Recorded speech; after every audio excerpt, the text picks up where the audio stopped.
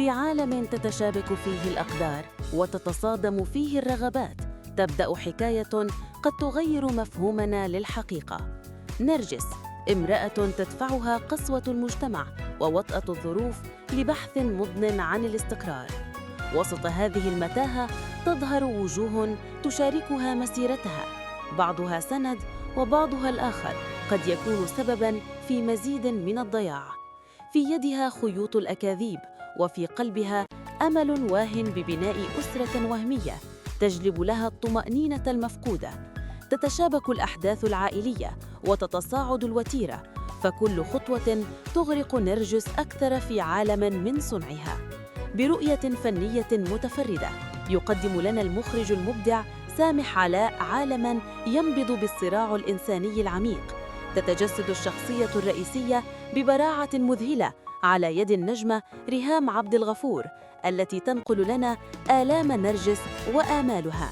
تتصاعد الدراما وتتكشف الأسرار، فتجد نرجس نفسها محاصرة بين ماضٍ يطاردها ومستقبل غامض.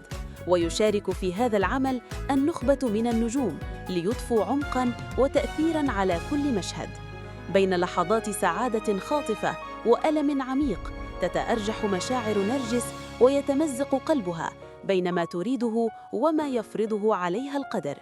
بأدائها المتميز تجسد بسنت أبو باشا دوراً محورياً في حياة نرجس، كاشفة عن طبقات متعددة من الشخصية الإنسانية. ويضيف تامر نبيل بصمته الخاصة، مقدماً شخصية تثير التساؤلات حول أخلاقيات البشر ودوافعهم. لكن الأكاذيب لا تدوم، والحقيقة ستنكشف لتواجه نرجس عواقب أعمالها، عواقب لم تكن لتتوقعها. تبلغ الذروة وتتعقد الأمور، فهل تستطيع نرجس النجاة من شباك الأقدار التي نسجتها بيديها؟ دراما إنسانية معقدة ومأساوية تكشف عن أغوار النفس البشرية وصراعاتها الأبدية. ترقبوا حكاية نرجس في رمضان 2026، قصة لن تنسى. لمزيد من المعلومات والأخبار الحصرية زوروا موقعنا الإلكتروني، وللمزيد من الفيديوهات والمتعة لا تنسوا الاشتراك في القناة وتفعيل زر الجرس.